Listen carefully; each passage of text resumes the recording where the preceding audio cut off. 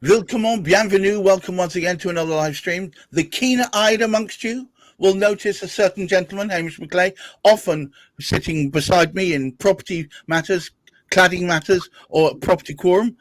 Shameless plug, 10 o'clock every Thursday. Please do come along. It's a good old bun fight talking about property with some excellent experts there. But today we are talking about IPSA. This channel is called IPSA Kind of Magic and refers to all things related to the Association of Independent Property Search Agents, of which Hamish is the current chairman. And today's topic is as follows. IPSA Kind of Magic. What's all the fuss about? Don't IPSA just do searches? Hamish. Well, the interesting thing, I remember, I think it was within the last couple of years anyway, and I was actually speaking out to somebody who could potentially have been a new client, and they said, "Oh, are you a search provider?" I said, "Oh, I'm that as well." And they said, "Well, what exactly do you mean?" I said, "Well, we provide a service, part of which are the searches that you're going to require, but until we speak to you about it, we don't know what it is you need." And it's very, very much like that. And what was an interesting point of view, we had on Monday this week, we had something we try and fit in from time to time, our sort of online meetings.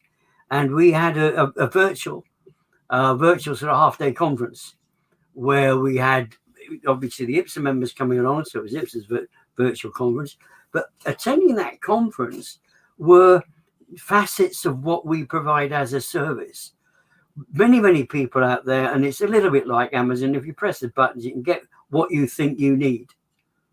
Now, there is a challenge with that, because very often what you think you need may not be entirely what you really need. I was going to say, you the perception that I need A, B, and C, we may not realize that you in fact need D and E and not A, B, and C at all. In fact, there's more of the point, and I think this affects IPSA members. I mean, me particularly, but it's one of my sort of focal points when I'm actually sort of looking. But also IPSA members, we need to look as in terms of our partnerships with people. We provide searches, but we do an awful lot more. We give reassurance. We actually have the backup. We have the quality. We've got the insurance. There's so many aspects to what we actually sort of do, rather than pressing a button and ordering something from Amazon. Yeah, less mechanical and more human. Absolutely. And I think there is this big challenge when many people enter the purchasing scenario. They want to buy a property. They will actually go, let's go and speak to our man at the estate agent. He knows what he's doing. Or you can ignore the man at the estate agent and go online and do it. And the man in the estate agent said, "Oh, I know just the solicitor for you." Now, it rather depends on the relationship. There are some exceptional estate agents, of course there are. But that exceptional estate agent, or any estate agent, needs to know what that person wants to do with the property. And they want to know if there's a rush, they need to be putting that person in touch with a solicitor that can actually sort of rush things through. Now, there's some wonderful things going on in the background of what's happening with IPSA, with early information, with working extremely closely with people at the front end of the whole conveyancing process. Now, if you purely provide searches, and unfortunately that's what panels do, and what we call them, now I call them corporates rather than cooperatives. IPSA members are all individual business owners, but they work as a cooperative. They have got their own business model. They have the things that particularly appeal to them. And the great thing is, with the breadth of knowledge which they have and the experience which they have their own ideas too. And what's good about this, they bring their ideas into the melting pot and said, could we try this? Could we try that? And we have added in now, and we have created a scenario whereby anything within the conveyancing, the needs within conveyancing, we can actually support that requirement. So it can be a developer. And of course, as you know, Gareth, we're working with developers. It could be the solicitor. Yes, we're working with solicitors. It could be estate agents. We're starting to speak to estate agents. So bit by bit, we're also bringing into discussion money lenders, mortgage brokers. All of these people work together, and what we can actually offer, and all IPSA members are independent members. Yes. There's two key things, actually. I need to correct you. You put this up every week and then you say, but you're quite right, actually, in what you're saying. But technically, we are independent personal search agents. We are personal property search agents in reality. However, I think the two key elements of that particular of our IPSA brand is the I and the P. We're independent and it's personal, but we are working very, very much with properties of such a variety of ranges. It could actually be something to do with social housing. It could be just a kind of sort of terrace property. It could be an adjoining property. It could be in a flat in a block of flats. It could be a piece of land. All of these things we can actually sort of work with. And what we have found, if we speak to people and find out what they want, we know what we can provide. And that isn't just providing searches. And the talent we actually sort of have throughout, we do get them on from time to time, and we will continue to actually have them on here when we have subject specific. In a couple of weeks' time, we've got one coming on board, Andrew, and he's not completely wacky, but the searches side of his business is a smaller side of his business because of so many other things he does, which complements that, working with his sort of brand of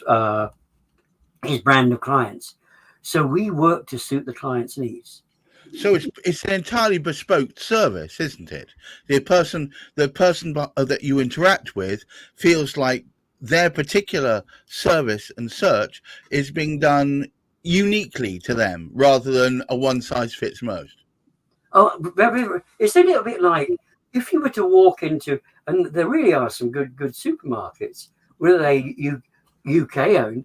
I quite like the German ones. I quite like Aldi. I quite like Lidl. But I came across those when we were visiting Germany, because we used to go to Germany a fair bit, and that's where we started off going. So of course, when they opened up here, there was wow, and it just so happens that although we were told that Sainsbury's had taken over, in fact, Bicester, where I reside, we had the highest propensity of Tesco shops compared to the size of the population. To the right, it was everywhere you stepped there was a Tesco's. All changed now because they've sold out. There's Morrison's corner shops now as well. But the strange thing is Sainsbury was trying to get on top of things, but of course everything's moved outside of the centre now, hasn't it? Sadly, so whatever. But let's assume that we just walked into a Lidl. Actually, no, we couldn't because they're sensible. They have product from all sorts of different people. Let's assume we walked into Tesco's and the only products you could buy in Tesco's were the Tesco branded products. Right. Would that be good for you necessarily? No, unfortunately. It might suit some.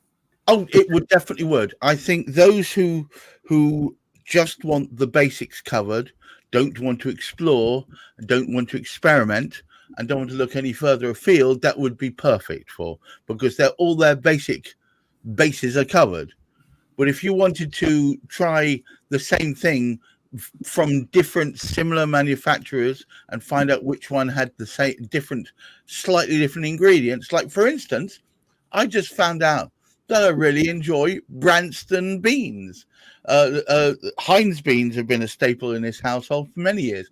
We tried out Branston beans. It turns out we prefer the flavour. Well, but I would never have. You can't buy those in Tesco's or Sainsbury's, but you can get them from a certain German owned shop. Aha! I didn't realise that. I'll have a word with my wife and sort of see what we can do about it, sort of resolve But I know it's a silly thing, but you see, by offering an alternative, because they offer the Heinz as well. Right. By offering an alternative, I was able to experiment and explore. And that's what happens when you only provide one variation on an idea. When things are done in this rigid route and by this template, and it's almost mechanical, you'll only get one sort of result.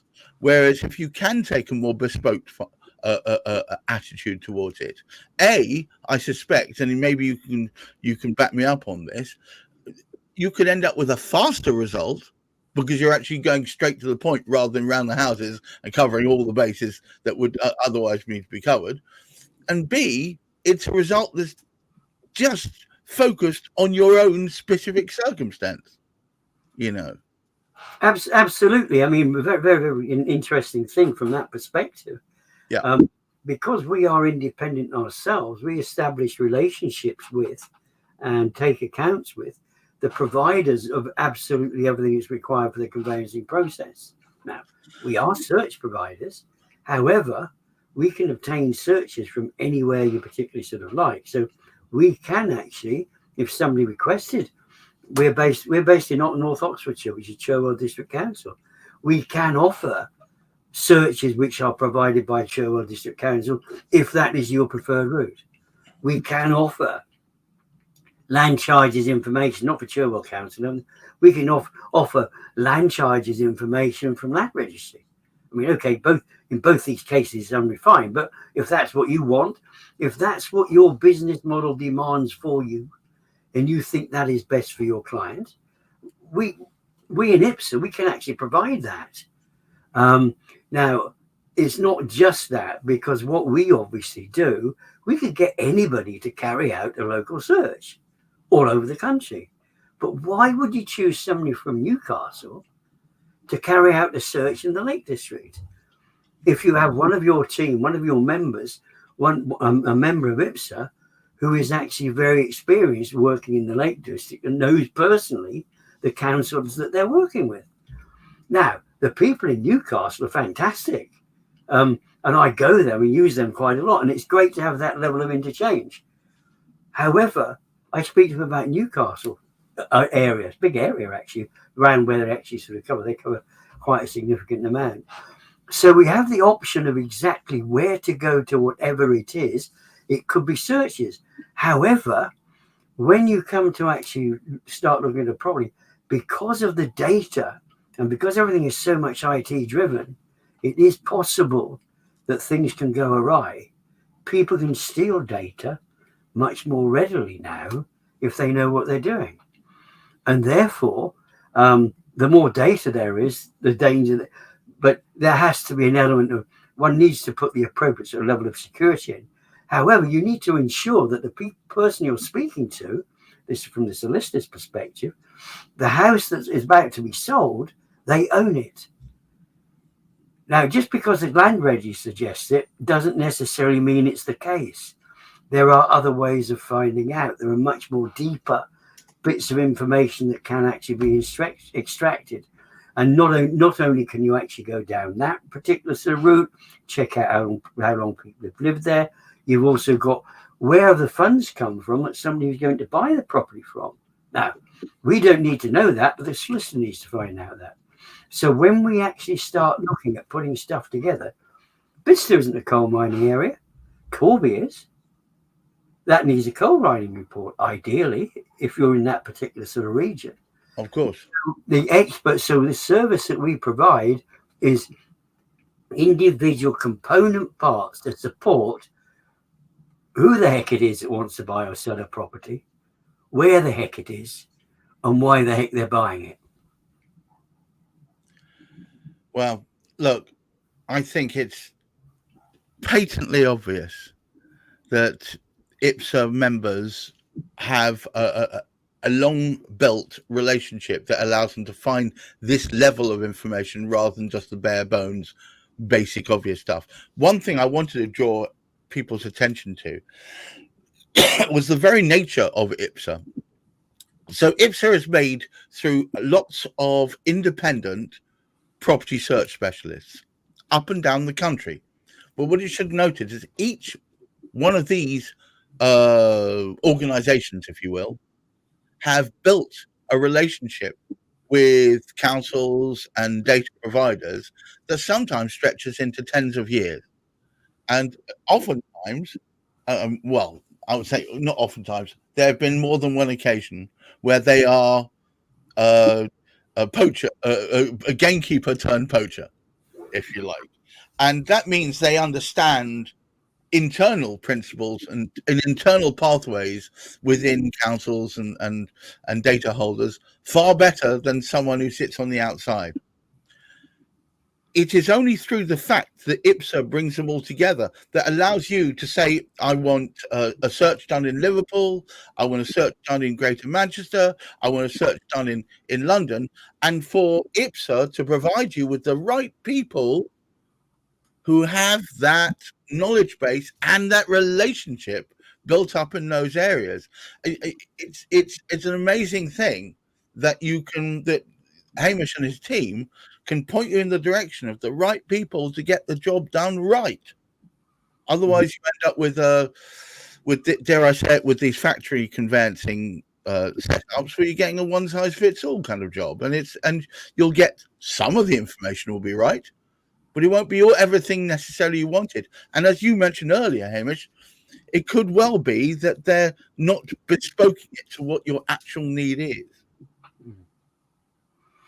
So take us home, Hamish, before we close this.